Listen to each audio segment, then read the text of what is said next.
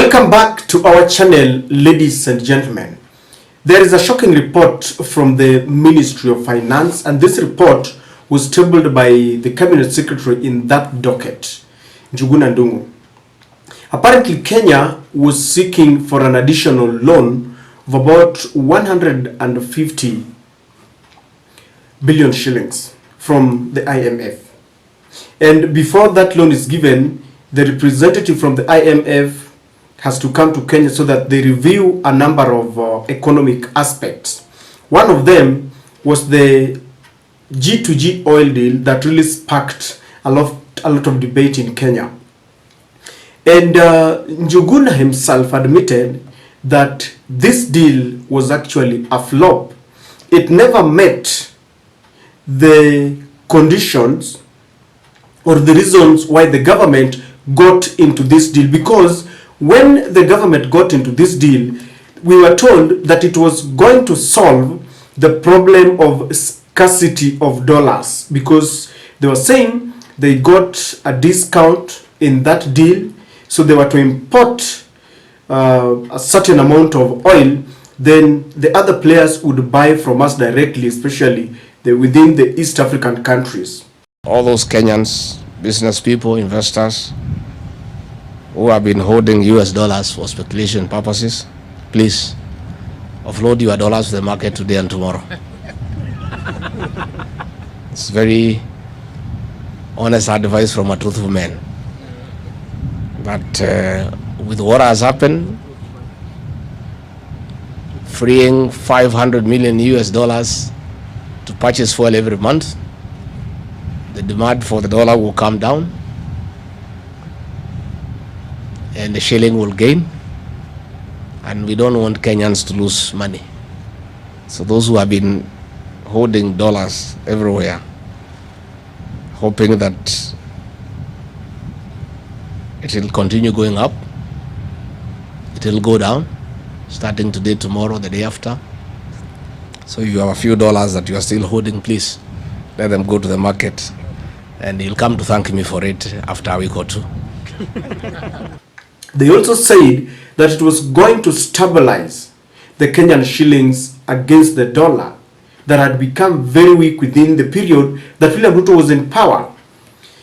Now, Treasury is admitting that none of those said remedies were achieved, because if you look today, we still have the scarcity of dollars that they said this deal was going to cure. The strength of our Kenyan shillings against the dollar is deteriorating every day. And I remember Raila Odinga told Kenyans that this was a scam. And Raila said, in fact, Raila challenged the government to avail the documents that they used to confirm that it was actually a clean deal between two governments. But instead of coming clean on this deal and answer the genuine questions that Raila had asked, because many Kenyans were questioning the same, there were some opaque explanation. Instead of the government coming out to explain so that Kenyans can be satisfied that this was a clean deal, they charged their machinery and they developed an attack against Raila. They even dragged in the name of Uhuru Kenyatta, and they were saying that Raila and Uhuru were interested in the oil deal. William Ruto himself led the onslaught. Mimi naendesha serikali yenye iko na uwazi. Hizo contracts zote, they are available, ziko bunge tayari. Wacheni kutuadaa ati mnataka tuwapatie contracts. Contract iko public. There is no secret contract anywhere. I want to challenge the opposition. Watuambie, badala ya kutuambia we must prove that it is a scam, let them prove to us that it is a scam. The stakeholders in the petroleum product industry themselves have confirmed that what we have done is the best for Kenya, is the best for every citizen, and is the best for all the stakeholders. Imesort out matatizo ya supply.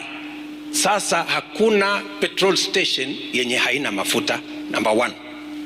Number two, imesort out problem ya madola. Swali ambayo inafaa tuulize Njeri, biashara yake ya Kenya hapa iko wapi?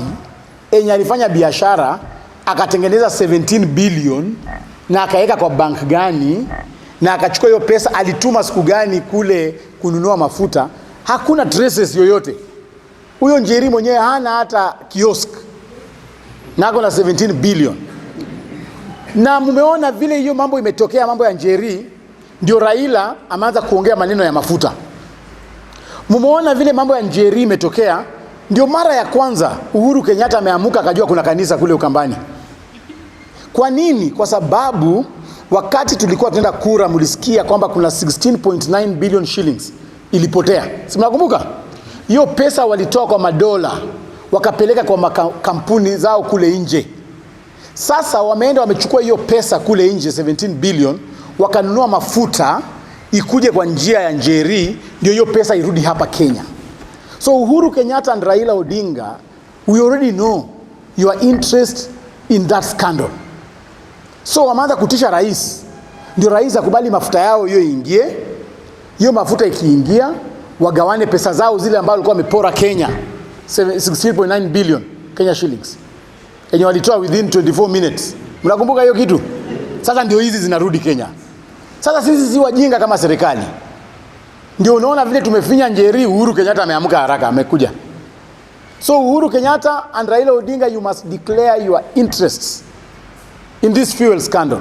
Now, for the Treasury to come up and publicly admit that this was a flop, this is a direct indictment to the Ruto administration, because we have a government that does not care about the citizens.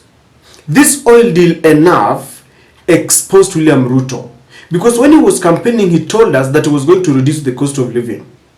But then they not only inflated the prices of this oil, but also decided to pocket. There were people who are said to have pocketed money at the expense of suffering Kenyans. And I remember Okia Mutata went to courts for this very deal, and he exposed in a dossier that was supporting Raila's dossier that Chirchir, who is the energy minister, together with Murkomen, were the people at the center of it all, and they were making a deal out of it.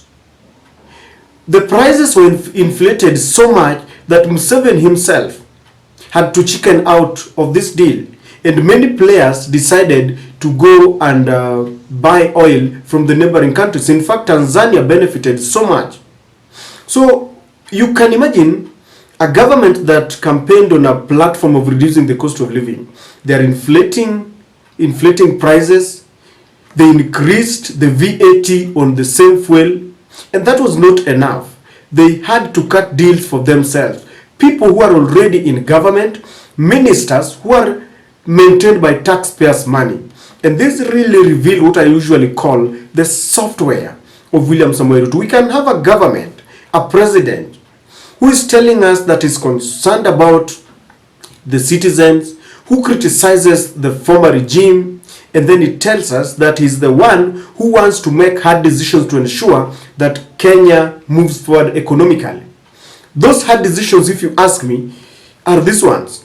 You make hard decisions that are only going to benefit a few individuals at the expense of the public that is really suffering. If you look at the condition, our economic condition today, you will sympathize with Kenyans. Investors are running away from Kenya because of the very, very deals that we have, because of the Finance Bill 2023 that increased the VAT on fuel. The other day, Buzeki, who is one of the investors in Kenya, had to close, had to shut down the company, remaining with just a few people to try and maintain the company. Many trailers have been taken to the yard because the condition, he said he cannot maintain doing business. It's not profitable anymore. You see, the main goal of any business is to make profit. When you can't make profit, then you simply shut down. With the housing levy that compels the employer to pay part of the housing levy, many have opted out of business. The unemployment rate is going up every day. The basic commodities, the prices of basic commodities are skyrocketing. So Kenyans are living at the mercy of God. I don't know whether William Ruto is going to take it kindly with the treasury, because this government does not like government officials who come out to expose them. You saw the other day how they dealt with the Margaret Nyakango, who's the controller of budget, when she came out and questioned the deals in the government, the loans that we are taking that we cannot really allocate. We can't say that this is what we have done with the loans. And she said that some government officials are inflating prices of other staffs to enrich themselves. In other words, this government is corrupt to the core. David D has always said that there's a lot of wastage in the government. Nyakango was taken to court for what people thought was her energy and elegant character of coming out to tell Kenyans that there is a problem in the government. So for the treasury to come out, I don't know whether William Ruto is going to take it easy with him. And there's a cabinet meeting that is planned. I don't know how William Ruto is going to say about this. You will see many of them trying to defend. Now, there are a few things that I want to conclude with. Raila has been vindicated because the government said that he was interested in the oil deal, and that is why he was coming out with this dossier. Now he's been exonerated. Now we know that he was innocent, just as he has always been. The joke that if Raila tells you that your wife is expecting, please rush to start buying diapers. It has come true. It also proves that our government is both dishonest and corrupt. We cannot have a government that does not care about the people, just as I have explained. And when William Ruto campaigned, he told us quite a lot. But now the revelations are coming out slowly and bit by bit. And gradually, by the end of Ruto's term, we shall have known who we are dealing with. What I call the software is being exposed, because William Ruto has a software character and a hardware character. The hardware is that which comes out when he speaks. He knows what to say, where people are. Remember when he started, he was talking as if he was the new Pan-Africanist in town. People like Malema got into the trap. Later they realized this is the new dictator-in-chief. And they had to come out and disown him. My last question is this.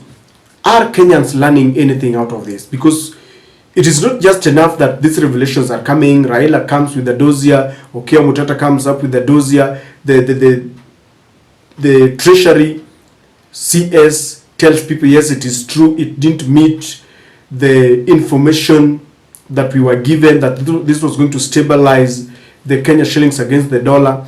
What do we learn about this? Will we allow this government to stand before us in 2027 and tell us to give them another chance? Have we learned something? Because that has always been my problem. After all this, are we ready to put the government to task?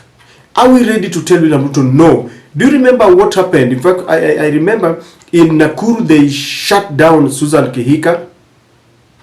In Nyahururu, the people were tired and they gave President William Ruto a lukewarm reception. And then the other day in Kitale, they didn't want to listen to him. That kind of reaction tells William Ruto that people are very tired. But in the areas that voted for William Ruto, will they tell this government that we can't give you another chance because the period that we gave you has proved that you are dishonest, you are corrupt, you are not fit to lead us? Because our economy is deteriorating. Kenyans are living in a very squalid conditions, in abject poverty. Have we learned? It is my question that I want to ask every night I do this analysis. Will we rise up to the occasion? Will we be wise enough? Or will we continue to be the very gullible Kenyans that William Ruto and the government will take advantage of? I don't know what to think, but that is my take.